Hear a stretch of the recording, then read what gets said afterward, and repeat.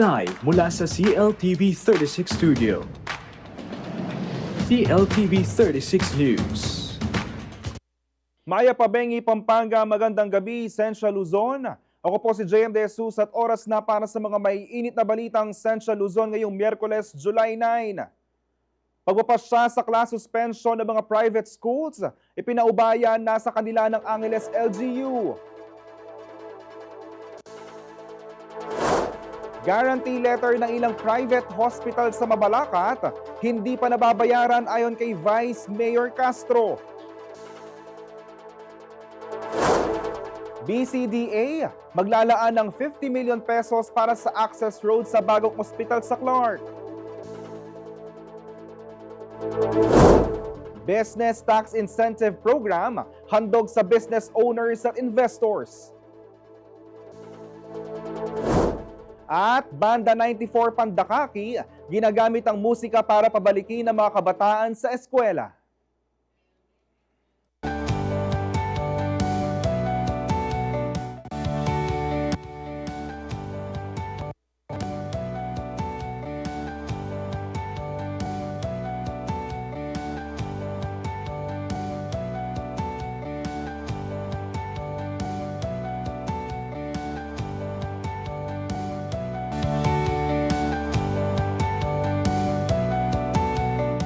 Pinag-aaralan ngayon ng Angeles City LGU ang panibagong polisiya tungkol sa suspensyon ng klase, kung saan maaaring bigyan ng sariling kapangyarihan ng mga pribadong paaralan na magpasya kung itutuloy o hindi ang klase tuwing may aberya sa panahon.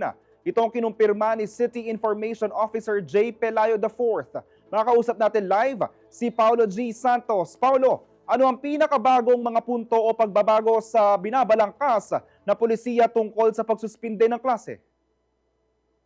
JM, sa layunin nga na gawing mas palinaw at sistematiko ang mga panuntunan sa pagsuspindi ng klase upang hindi magkaroon ng kalituhan, lalong-lalo na sa panahon ngayon ng kalamidad. No? May malakas ang pag-ulan, hindi raw biro itong mga nararanasang pag-ulan at umaabot nga sa pagbaha. No? Kaya nagkaroon ng konsultasyon si Angeles City Mayor Carmelo John Lasadin II at maituturing daw na matagumpay ito. Kasama itong ilang mga administrador ng pribadong paaralan, kinatawan ng mga universidad at opisyal ng Angeles City Association of Private Schools. At sa eksklusibong panayam natin dito ko sa City Information Office na si J. Pelayo IV, mahalagang ma-streamline daw po yan, JM, ang proseso ng pag-anunsyo ng class suspension upang maiwasan ang kalituhan at yung samot-saring kwento dyan sa social media na kanilang pinakikitunguhan nitong pagpasok nga ng administrasyon ni Mayor John Lasatine. No? Ang layunin daw nito, Kuyang JM, mas mapabilis, maging malinaw ang daloy ng impormasyon mula sa pamahalaang lungsod, lalo na tuwing may banta ng masamang panahon. Nilinaw ng opisyal na ang Angeles City Disaster Risk Reduction and Management Office o ACDRRMO ang pangunahing ahensyang nagsusuri o departamento dito sa LGU kung may sapat na batayan upang magsuspindi ng klase sa lungsod. At sa nasabing ang pulong Kuyang JM, iminungkahi ni Mayor Lasatin na pahintulutan ng mga pribadong paaralan na magtakda ng sariling desisyon sa pagsuspindi ng klase. Depende sa kanilang kakayahan sa pagpapatuloy na komportableng edukasyon. Pero unang-una pa rin na prioridad, Kuya JM, yung kaligtasan ng mga mag-aaral. Hindi raw dapat mapabayaan yun.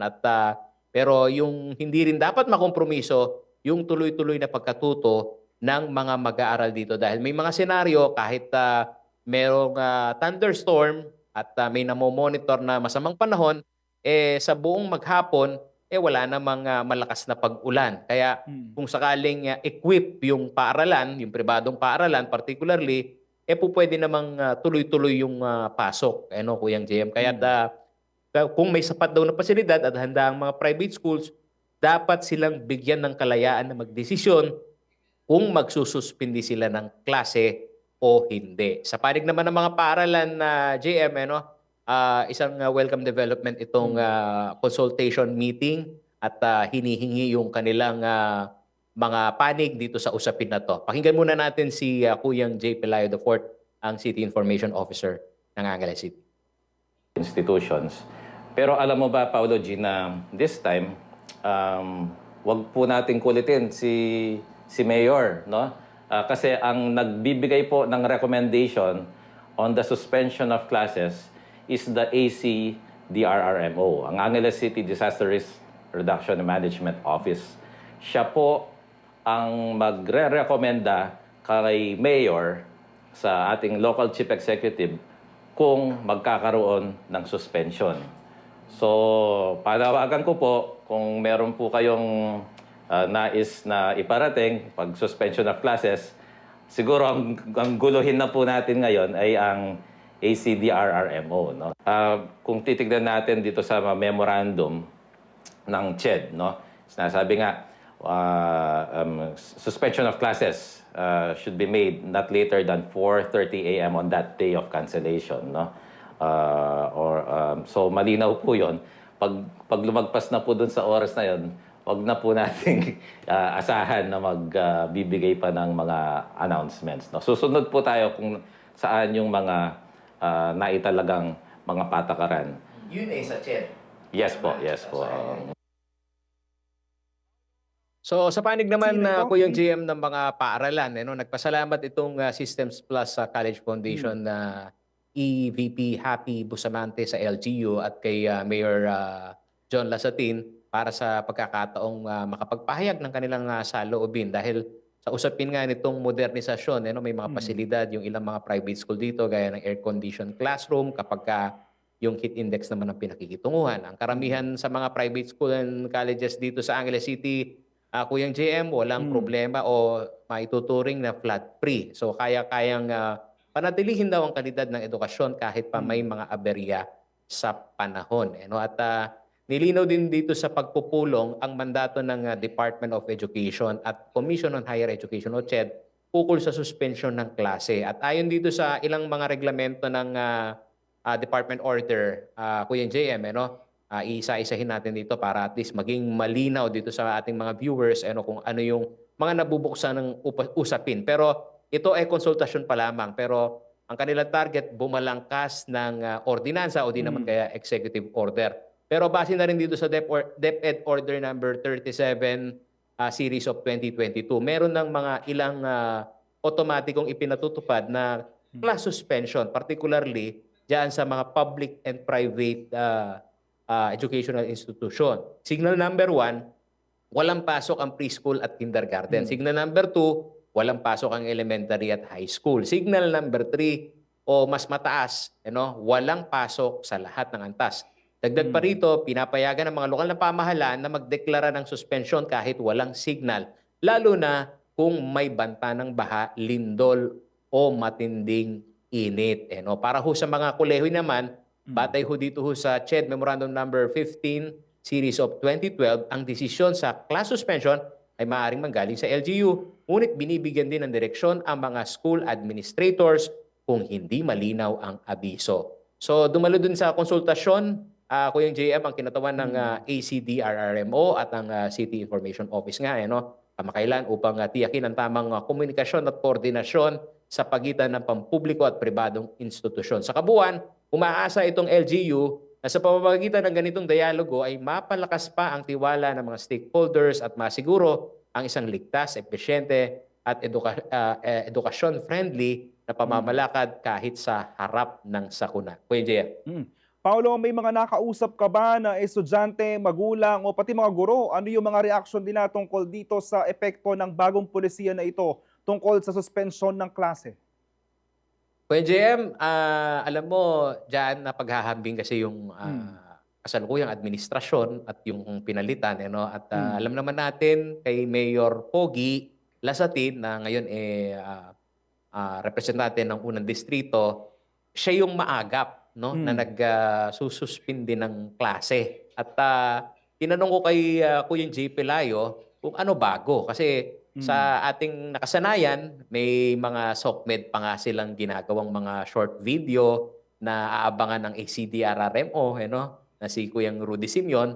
na ano yung kanyang assessment. So ang binabanggit lang nila Kuya JM ang gusto nilang pag-aralan dito paano magkaroon ng pulisiya na hindi makokompromiso yung kalakhan nitong mga educational institution dito sa Angeles City. Kasi sa usapin ng topografiya, Kuya JM, mataas ang Angeles City. Yan ang sinasabi ni Kuya J. Pelayo. At sa karanasan nila, may mga pagkakataon na talagang maliwanag, maliwalas ang panahon kahit may abiso na may thunderstorm o di naman kaya yung mga rain level, yung rainfall level. Pero ang kanilang gustong pakitunguhan nito, yung susunod, yung mas malaking audience, yung ating mga kababayan. Kasi hindi lang naman ang mga Angelenyo ang pinaglilingkuran nitong mga malalaking universidad dito sa Angeles City, kundi yung mga karatig bayan. So, ang isa sa kanilang target nito ay magkaroon ng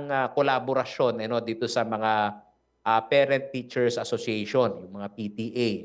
Pero ang kanilang gustong patungkulan muna ngayon, yung mga eskwelahan, yung mga universidad na may pasilidad, na hindi makukompromiso yung kaligtasan ng mga estudyante. At kasi ang kanilang reaksyon po yan, GM, papaano naman yung mga nanggaling nga sa ibang lugar na binabaha? Kaya dito sa 4th District ng Pampanga, kung minsan merong nag-aaral dito sa isang universidad, galing pa siya sa lugar na binabaha.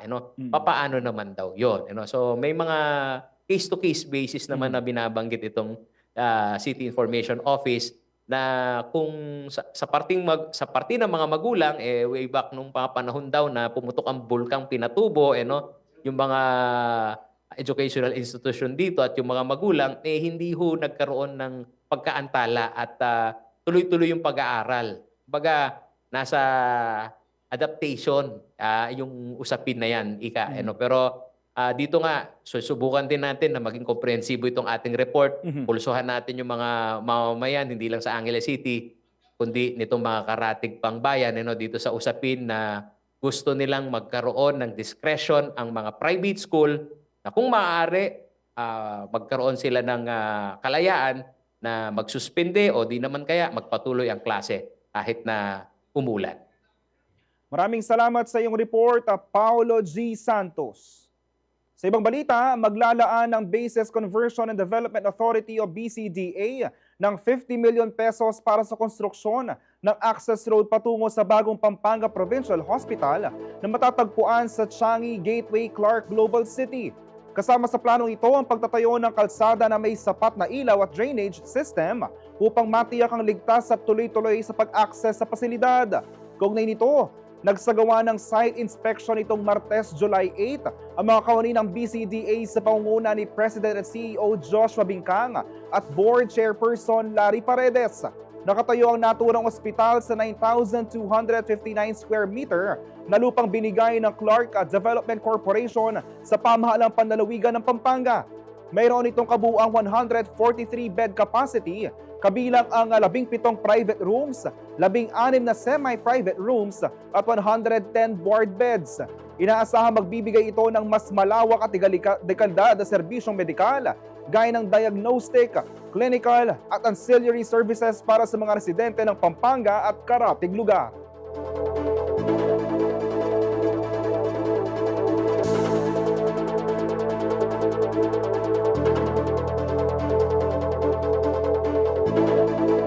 Manatiling nakatutok para sa iba pang mga balita ngayong araw.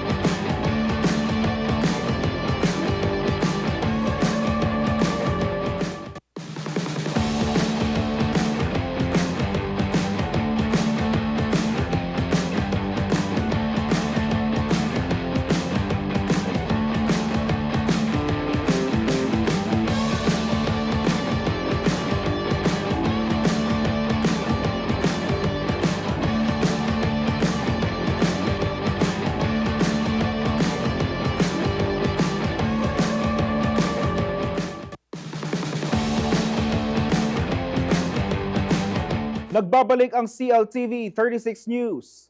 Isa umunong patuloy na hamon para sa Mabalacat LGU ang pagbibigay ng tulong medikal, lalo na't may malaki itong pagkakautang sa ilang pribadong ospital. Sa panayam ng CLTV 36, binunyag ni Vice Mayor June Castro na may backlog na umaabot sa hindi bababa sa 60 million pesos ang lokal na pamahalaan, partikular sa mga health institutions gaya ng The Medical City sa Clark, na regular na tumatanggap ng pasyenteng may guarantee letter mula sa LGU. Ayon kay Castro, naantala na ang paglalabas ng mga dokumento para sa medical assistance dahil umaaray na ang mga ospital sa kawalan ng bayad mula sa lungsod.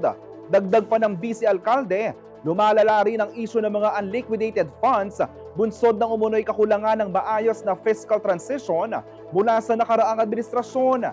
Dahil dito, hindi lamang tulong medikal ang apektado, kundi pati na rin ang regular na pasweldo sa mga manggagawa ng Mabalacat City Government.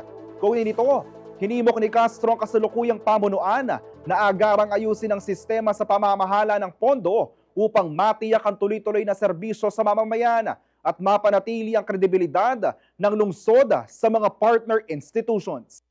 Guarantee letter po yung mga for medical assistance. Financial assistance po ang tawag dito sa atin, yung guarantee letter po. Inuumpisan pa lang nila pero hindi po tinanggap sa mga ospital kasi marami po tayong utang. So, anong sitwasyon?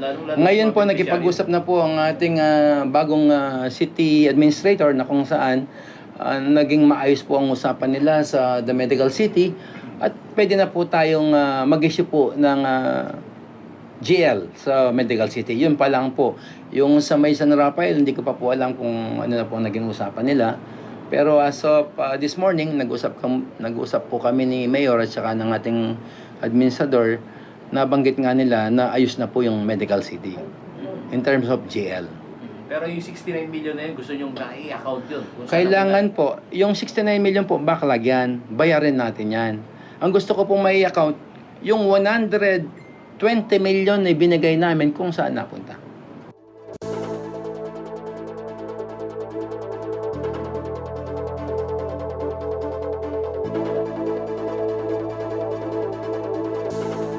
Samantala, bukas na ang pinakabago at state-of-the-art facilities ng Jose B. Lingad Memorial General Hospital o JBL para sa orthopedic at trauma and burns care. Layo naman noon itong mapalago ang mga serbisyong medikal na hatid ng JBL bilang isang Apex Hospital. Narito ang report ni Ashley Punzalan. Naging sentro na ng serbisyong medikal ang Jose B. Lingad Memorial General Hospital o JBL, hindi lang dito sa Central Luzon pero pati na sa mga karatig rehiyon. Dahil dito, patuloy ang pagsasaayos at pagpapaganda ng mga pasilidad at serbisyo ng pagamutan para sa mga Pilipinong nangangailangan ng tulong pangkalusugan.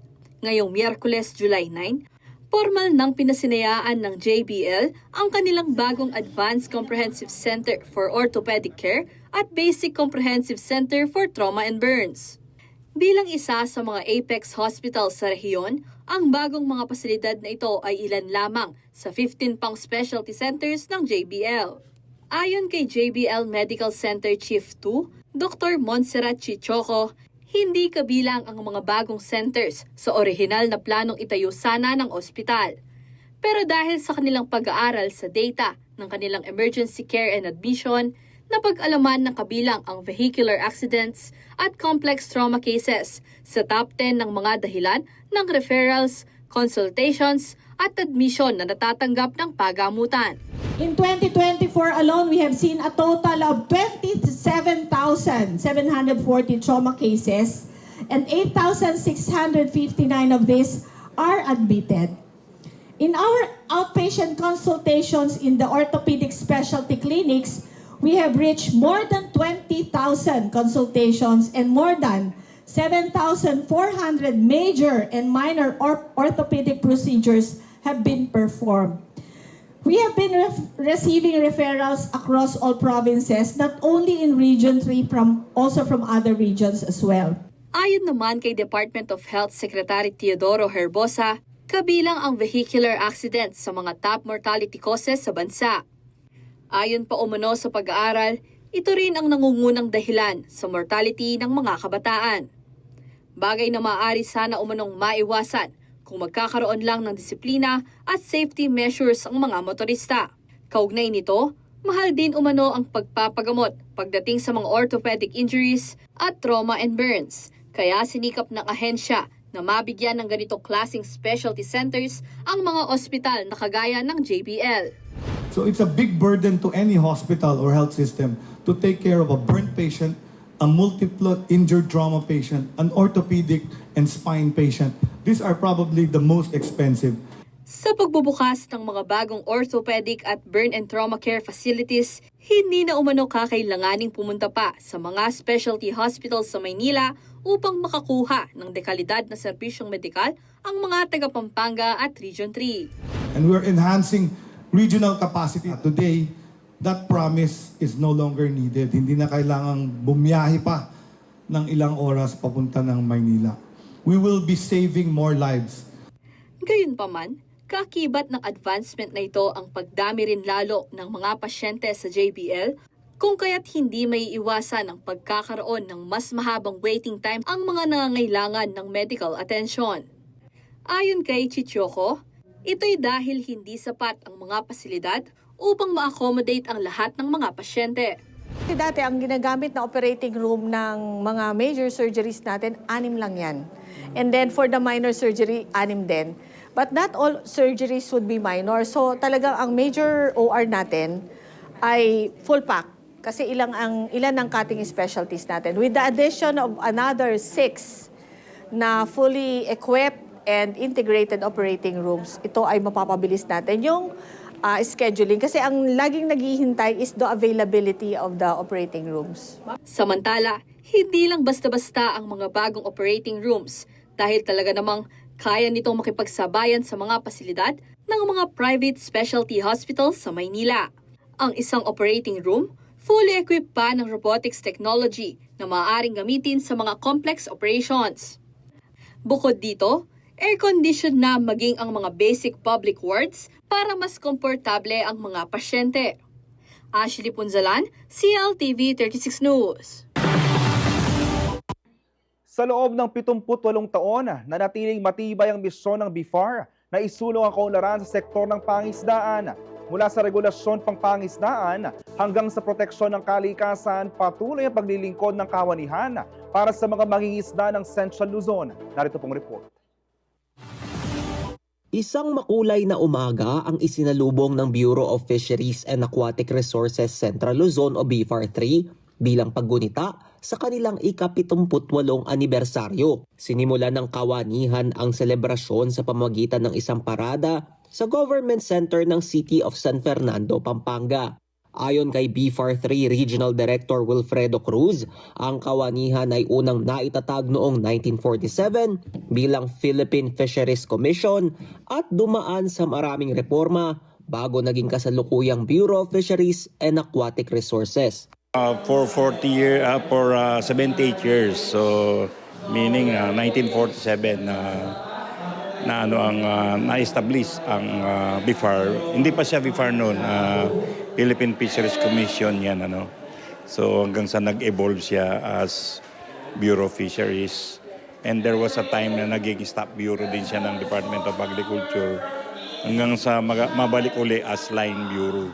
Dagdag pa ng opisyal, malawak na ang saklaw ng serbisyong inihahatid ng kawanihan mula sa regulasyon at pagsasanay hanggang sa livelihood interventions at resource management.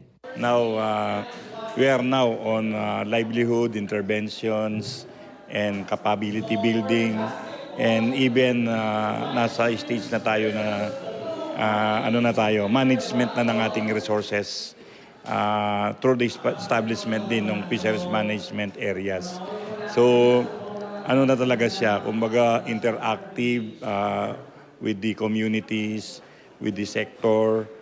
Matapos ang parada, isang misa ang inialay ng BIFAR 3 bilang pagpapahalaga sa konsepto ng pagkakaisa at paninindigan sa serbisyong bayanihan.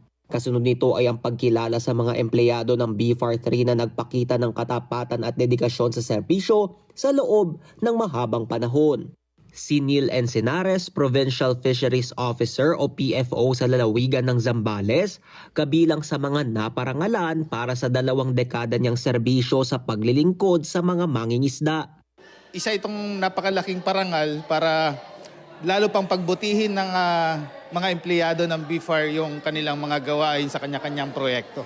Bilang tumatayong kinatawan ng regional director sa kanilang lalawigan, binigyang diin ni Encinares ang higit na pangangailangan ng mga mangingisda na mapangalagaan ang likas na yaman sa Zambales. Particularly sa Zambales, so ang pangangailangan nila talaga ay yung talagang kailangan tutukan sila upang pangalagaan yung kalikasan. Kasi yung kalikasan yung kanilang pinagkukunan ng livelihood. So dapat protektahan at i-conserve ang ating kalikasan. Samantala, tuloy-tuloy ang kasiyahan sa 78th anniversary ng BIFAR sa pamamagitan ng 2025 Sports Fest na nilahukan ng mga empleyado ng ahensya. Hinati sa 5 koponan ang mga kawani ng BIFAR na lumahok sa iba't ibang larong pampalakasan bilang bahagi ng pagpapatibay ng teamwork at camaraderie sa loob ng ahensya. Sa kabila raw kasi ng dekada na nilang serbisyo para sa fisherfolk ng rehiyon, naninindigan ng kawanihan na mahalaga ring paunlarin ng kalusugan at samahan ng mga tauhan nito. Lizan Morten, CLTV 36 News. Manatili nakatutok para sa iba pang mga balita ngayong araw.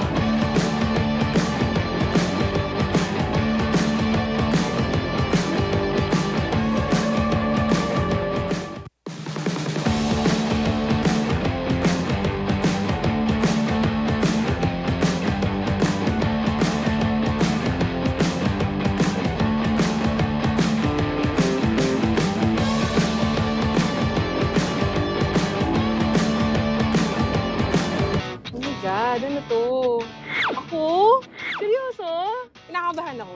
Parang mixed emotion.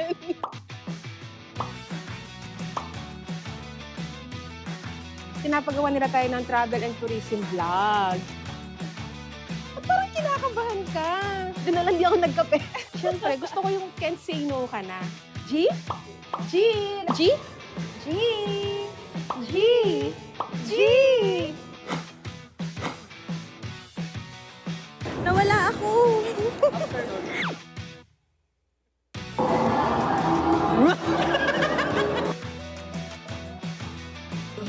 Wait lang po.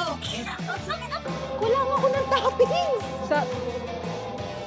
Inilagay ko lahat yung white chocolate chip. Mali. -5. Parang lahat na lang. Paano yung kapag kumuha ka ng bill? Curious po, ba't po number 7? Oo nga. See you on our next destination.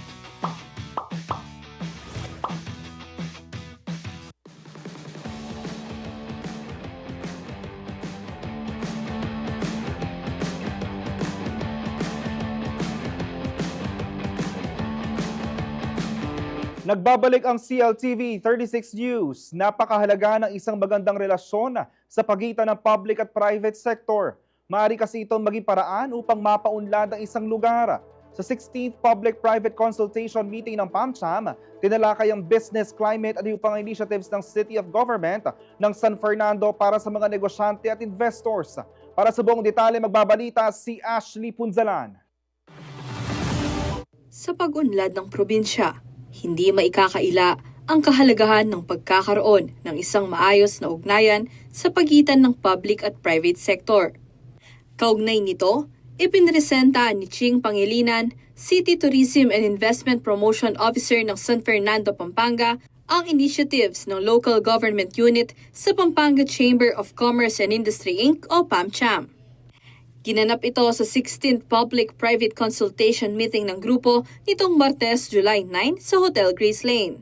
Ayon kay Pangilinan, naniniwala ang LGU na napakalaking tulong ng private sector, lalo na ng PAMCHAM, sa tagumpay ng syudad hindi lang sa ekonomiya nito pero maging sa iba't ibang larangan ng komunidad. Talagang napakahalaga at binibigyang halaga ang pampubliko at pribadong partnership, no? Kagaya ng partnership natin sa community, especially with our business chamber, yung Pampanga Chamber of Commerce. No? Ito ay isa sa mga pinangangalagaan ng syudad kasi halos sa lahat ng mga aspeto ng pangungobyerno sa pagpapaunlad ng ating lokal na ekonomiya, talagang kasama natin sila. At sa City of San Fernando, talagang kaakibat sa pamamahala ang pribadong sektor at isa lang ang PAMCHAM sa mga partners natin in governance. Dagdag ni Pangilinan, marami sa miyembro ng PAMCHAM ang may negosyo sa San Fernando. Kaya bilang isang business-friendly na syudad, bukod sa employment, malaki rin ang ambag ng local taxes ng mga businessmen. Tinalakay rin ni Pangilinan ang Business Tax Incentives Packages sa ilalim ng Investment Incentives Code na maaaring ibigay ng CSFP-LGU para sa mga negosyanteng magtatayo ng isang business sa syudad.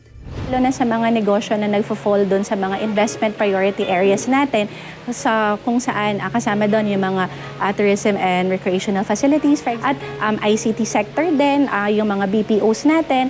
So meron tayong mga, pagka nag-apply sila for incentives under our investment incentive code, maaari silang maka-avail ng mga fiscal and non-fiscal incentives kagaya ng pagkakaroon ng business tax discounts or holidays. Ani Attorney Paul Yusi, presidente ng PAMCHAM, mahalaga ang regular na pagkikipag-ugnayan ng PAMCHAM sa public sector upang malaman umano kung ano ang plano ng pagpapalago ng business climate ng probinsya. Malaking tulong rin umano ang tax incentives program ng CSFP para sa mga negosyante at mga investor na gustong magtayo ng negosyo sa San Fernando. Oh, it's very important kasi this is the opportunity for us in the private sector doing business, especially in the city of San Fernando or even in the whole of Pampanga, to know what their plans are for the private sector. Bukod dito, isa umano itong magandang oportunidad na maaaring maging daan upang makapaghikayat ng iba pang investors na magtayo ng kanilang business sa syudad. Samantala, hinikayat naman ni UC ang mga business owners, pati na ang mga micro, small, medium enterprises o MSMEs sa probinsya na sumali sa PAMCHAM. For those who are not yet members of PAMCHAM, those doing business, even the MSME, we encourage you to join PAMCHAM because you will learn a lot. We will guide you through how to do business well, if you are already doing business well, but we will guide you and match you with your future partners. Sa kasalukuyan ay mayroon ng 600 members ang PAMCHAM. Ashley Punzalan, CLTV 36 News. Samantala, nanawagan ng Catholic Bishops' Conference of the Philippines o CBCP sa taong bayan na magkaisa sa pagsusulong ng kapayapaan, katarungan at mabuting pamahalaan. Sa kanilang pastoral letter na inilabas matapos sa 130th Plenary Assembly ng mga Obispo, binigyan diin ng CBCP ang lumalalang karahasan sa Gaza, bababang pasahod sa mga manggagawa at ang pagkaantala sa proseso ng impeachment laban kay Vice President Sara Duterte. Hinimok din ng simbahan ng sambayanan na manalangin at mag-ayuno at magsakripisyo para sa kapayapaan sa Gaza. Mariin din nilang kinundina ang paggamit ng gutom bilang sandata sa digmaan. Ipinanawagan din ng CBCP ang pagrespeto sa karapatan ng mga manggagawa na tumanggap ng makatarungang sahod at seguridad sa trabaho.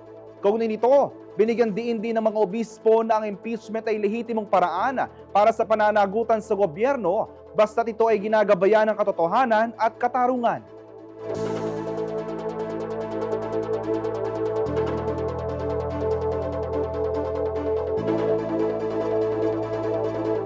Looking for a premium SUV na may lakas, forma at comfort in one?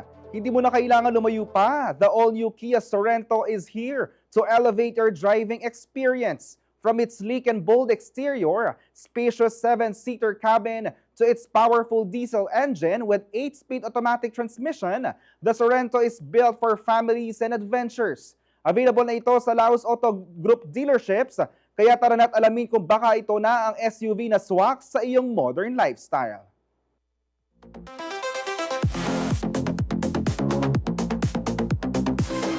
Hi, good day. I'm Carlo Miguel Carion, Sales Executive here at Kia Clark. And today we were gonna explore the Kia Seltos.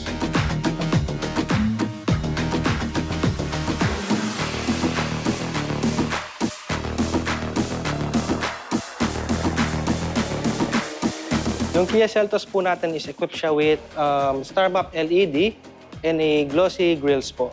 And makikita niyo po sa harap yung newest logo ni Kia Seltos po. And equipped rin siya with 2 fog lights po. So makikita sa side. Si Kia Seltos ay equipped siya with 1.4 turbocharged engine. And ang horsepower niya is 138 horsepower. Ang size po ng gulong ni Kia Seltos is 17s with 17-inch alloy wheels po. And naka 4-wheel disc brake na rin po si Kia Seltos natin. Si Kia Seltos ay may ground clearance na 190mm, equipped siya with MacPherson strut. At ang body type naman niya is luxury compact SUV ni Kia. Sa bandang likuran naman, makikita natin ang signature star map ulit ni Kia na LED with matching the Kia logo. Tapos sa bandang baba naman is ang emblem ni Kia Seltos. Ang ating Kia Seltos naman is equipped rin siya with backing camera and reverse sensors. Isa sa mga safety features ni Kia Seltos. Ang kagandahan kay Star Map is itong buong to ay umiilaw, lalo na paggabi. Kitang-kita ka sa daan, visible siya, kaya naging highlight dun siya ni Kia Seltos. Para naman sa ating trunk is kasyang-kasya ang 2 luggage dito. Pero if you need more space, you can fold naman yung second row natin. Ang ating Kia Seltos ay meron rin siyang hydraulic assist para hindi ka na mahirapan pag binubuksan mo ang trunk niya to. Dito naman sa baba ng trunk area is makikita natin yung spare tire and set of tools ni Kia Seltos. Ang Kia Seltos ay meron na rin siyang auto-fold na side mirrors. And ang side mirrors niya ay parang nagsisilbing welcoming, nagwe-welcome sa'yo. Once na lumapit ka kasi sa Seltos is nag-unfold siya once nakalock ka. Tapos may mga turning signal lights na rin siya sa side mirror niya. And pagdating naman sa door handle, keyless entry na rin si Kia Seltos. Sa interior naman ni Kia Seltos, combination siya ng plastic and leather. Tapos sa bandang handle naman may matte touch siya and glossy finish. At dito nyo rin makikita ang control sa windows and some side mirrors. Type of seats pala ni Kia Seltos is leather seats. And sa bandang driver side naman is electric and ventilated seats na to. Kia Seltos is also a 5-seater luxury compact SUV. Ang Kia Seltos pala ay naka 3-spoke leather na, tapos tilt and telescopic pa ang kanyang manobela. Nandito na rin ang mga button na mga kailangan mo para sa iyong infotainment. Nandito ang cruise control, modes, voice command, volume, answer a call, favorites, lane keeping assist, and forward collision avoidance assist. Ang ating Kia Seltos is equipped rin siya with fully digital instrument cluster and infotainment system. Ang infotainment system natin is, ang size niya is 10.25 fully touchscreen display. Equipped na rin siya with electric parking brake, auto hold, heated and ventilated seats, at extra view. If tumatakbo tayo, gusto natin extra view, makita nyo sa likod, meron siyang camera button dito. Gitnang panel naman is meron tayong extra storage dito with an charging port Type-C. Tapos, sa gitna naman ay 2 cup holders. Ang Kia Seltos ay equipped na rin siya with a push start button. Si Kia Seltos ay equipped na rin siya with different drive modes like Sport, Eco, Comfort, and Smart. Tapos, here nyo na rin po makikita ang mga traction niya. Snow, Mud, Sand. Si Kia Seltos ay equipped na rin with wireless Apple CarPlay and Android Auto. Tapos naman, if ayaw nyo mainip sa biyahe or gusto nyo mag-relax, pwede tayo makinig sa sounds of nature.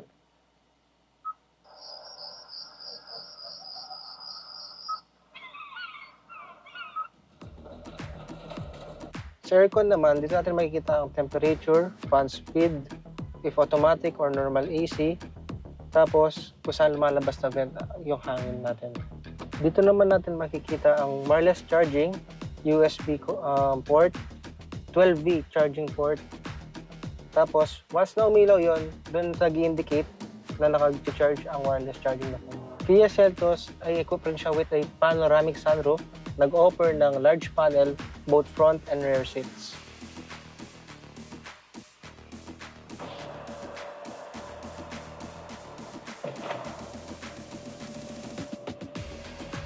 Ang price pala ni Kia Seltos, 1.4 Turbo SX80, is 1,688,000. Pero promo starts 78K DP. Once kumuha tayo ng Kia Seltos, ang inclusion niya is Upper Optic Essential Tint, 3 years LTO free registration, carpet type na mattings, tapos 1 year Laos Care worth 32,000. Sa mga gustong mag-inquire, pwede rin kayong mag-call or text sa 0998-587-5258 or mag-message sa aming Facebook page na Kia Clark. Para sa mga gusto naman bumisita sa aming showroom, pwede kayo pumunta dito sa Kia Clark near Coffee Bean and Yellow Cab. Kia, movement that inspires. Mga kababayan, ang inyong napanood ay ang Kia Seltos at hindi ang Kia Sorento. Manatili nakatutok para sa iba pa mga balita ngayong araw.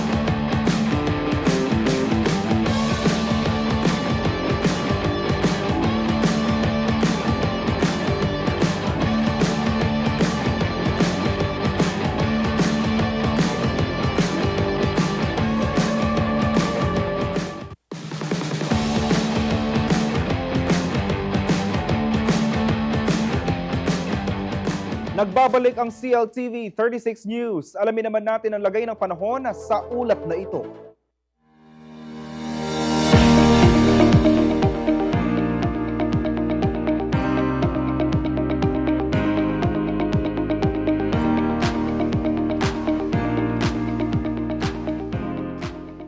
Lahat, narito po ang latest weather forecast o lagay na ating panahon ngayong Miyerkules, July 9, 2025. Southwest monsoon po ang nakakaapekto sa ating bansa. Ang ating pong binabantayan na sa tropical depression si Danas na dati po ay si Bising ay nasa may 655 kilometers hilagang kanluran ng Itbay at Batanes.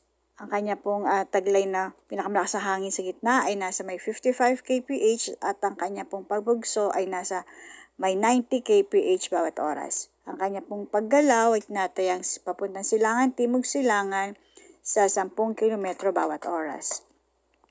Ang Metro Manila, Batanes, Babuyan Island, Zambales, Bataan, Cavite, Batangas, Occidental Mindoro at Antique ay makakaranas ng paminsang-minsang pag-ulan dulot ng southwest monsoon. Ang posibleng pagbaha o pagguho ng lupa ay dulot naman po ng katamtaman hanggang sa malalakas sa ulan. Samantala sa Ilocos Region, Cordillera Administrative Region, Negros Island Region, Zamboanga Peninsula, BARMM, natitirang bahagi ng Western Visayas, Mainland Cagayan, Tarlac, Nueva Ecija, Pampanga, Bulacan, Rizal, Laguna, Palawan, Lanao del Norte, Sultan Kudarat at Sarangani ay makakaranas ng maulap na papawili na may kalat-kalat na pag-ulan at pagkulog at pagkidlat, sanhi naman po ng southwest monsoon. Pinag-iingat po ang ating mga kababayan sa posibleng pagbaha o pagguho ng lupa dahil naman po sa katamtaman hanggang sa malalakas na pag-ulan.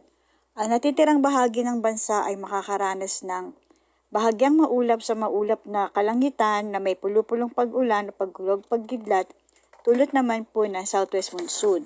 Pinag-iingat pa rin po ang ating mga kababayan sa posibleng pagbaha o pagguho ng lupa dahil naman po sa severe thunderstorms. At ito po ang latest po na weather forecast mula po sa DOST Pag-asa Clark Weather Station. Bernadette Lucilio po, magandang hapon po sa ating lahat. Samantala, nakamit ng Banda 94 Pandakaki ang kauna-unahang gold medal ng Pilipinas sa katatapos lang ng Malaysia International Felda Band and Orchestra Festival 2025. Ang tagumpay na ito ay alay raw nila hindi lang sa musika at kultura kundi para na rin sa mga out-of-school youth at kabataang Kapampangan. Narito si MC Galang para sa balita. Nag-uwi ng gintong medalya ang Banda 94 sa Malaysia International Felda Band and Orchestra Festival o MIFBOF 2025 na ginanap nitong linggo, July 6, kung saan nakipagsabayan sila sa mga pinakamahusay na banda mula sa iba't ibang bansa sa Southeast Asia. Ang tagumpay na ito ay hindi lamang simbolo ng kanilang husay at talento, kundi pati na rin ang kanilang layuning gabayan ang mga out-of-school youth na makabangon muli sa pamamagitan ng musika. Pinaka-mission kasi nitong group na to is to help out-of-school youths, childrens, para makapag-aral sila and at the same time para malayo sila dun sa mga bisyo. One day or another talaga, itong music kasi talaga na to will be the one who will help them in their studies din talaga, and I vouch for that one kasi may mga universities tayo dito, even in Metro Manila or even abroad na talagang kapag musician ka, talagang nakaka-avail ka ng mga scholarships and etc. Ang Banda 94 ay binubuo ng 40 estudyante at young professionals mula Pandakaki, Pampanga na nagkaroon ng pagkakataong ipamalas ang galing, disiplina at kultura ng Pilipinas sa international stage. Bagamat wala silang formal na edukasyon sa musika, naging sandigan nila ang gabay ng mga mentor, gayon din ang puspusang ensayo. Since one of the talagang expectation namin, since kasi kami wala naman kaming professional background in music kasi no one sa amin ang nag-aral ng music. So through guidance lang po ng mga iba't ibang mentors namin, and then experience din po talaga, and then ayun, hard practice lang talaga. patience and determination, especially discipline din talaga ng mga members namin. Ayon pa sa direktor ng Banda 94 na si Aline Canlas, isa sa pinakamalaking hamon nila ang gastusin para sa kompetisyon. Ngunit sa tulong ng mga magulang, barangay at LGU, na isa katuparan nila ang kanilang biyahe pa Malaysia. Ang pinaka talagang naging challenge talaga sa amin is yung financial capability to pay in a short span of time. Kasi alam naman natin lahat na yung gastos talaga is di siya biro. It's the support of the parents through their children talaga. Nag-make way talaga na para makaalis kami. And then, syempre, yun, sumuporta naman ang mga LGUs for our barangay captain here in Pandakagit, as well as the barangay captain in Barangay Duat Bacolor. And then, ayan, si Mayor Ruding Gonzales. At the same time, si Mayor din ng Bacolor, si Mayor Eduardo Dato. Ayan. So, talagang nagpakita naman po sila ng mga support sa amin. And we could not be parang happier talaga. We cannot show our gratitude talaga sa kanila kasi Tampok sa kanilang repertoire ang Atin Ko Pong Singsing na umatig sa mga dayuhang audience lalo't sumasalamin ito sa kulturang Kapampangan.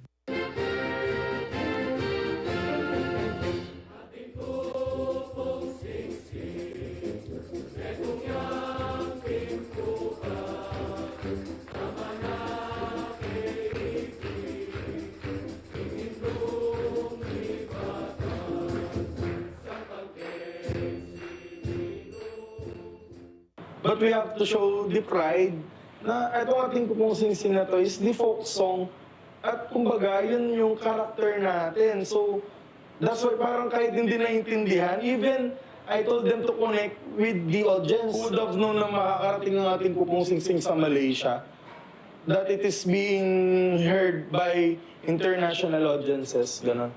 Samantala, nagpaabot naman ng pasasalamat si Canlas kay Jesher Micah Carolino, Cultural Attaché ng Philippine Embassy sa Malaysia, sa suporta nito sa kanilang delegasyon. Kaugnay nito, nanawagan siya sa mga opisyal na bigyang pansin ang talento ng mga kabataang Pilipino sa larangan ng musika. The different LGUs na nagbigay ng support sa amin. Thank you, sana hindi din sila magsawa. I know madaming kinakaharap na problema ang society namin. We're not wishing na parang mag-focus sila sa ganito sector. But somehow, bigyan din naman nila ng pansin. Pero yun, please, kahit sa ganitong ano lang, is mabigyan nila ng pansin talaga. Because I believe Kapampangans are talented din talaga. Filipinos are talented. If kami kaya namin, what more yung iba pa, di ba? Na hindi lang nabibigyan ng pansin. MC Galang, CLTV 36 News. At yan ang mga balitang nakalap ng CLTV 36 News. Para sa karagdagang detalye, maaari nyo i-follow ang aming social media pages. Sa Facebook, CLTV 36 Official, CLTV 36 News. Sa Twitter o X, CLTV 36. Sa Instagram at CLTV 36 Official. Kung nais yung balikan ng mga programa ng CLTV, pwede niyong bisitahin ang aming YouTube channel CLTV 36 Official at ang aming website www.cltv36.tv. I-promote ng iyong negosyo para mas marami kang maabot sa TV at social media sa pamamagitan ng pagkikipag-partner sa CLTV 36. Magpa-advertise na at i-feature ang iyong produkto o serbisyo sa aming mga news at public affairs program. Para sa inquiries, mag-message sa aming official Facebook page o tumawag at mag-text sa 0930-381-9332 o 0918-854-2357. Mapapanood din ang mga programa ng CLTV nationwide via Signal Channel 115 at sa ating 38 cable partners. Kasama ang buong pwersa ng CLTV News and Current Affairs, ako po si JM De Jesus. Maraming salamat po.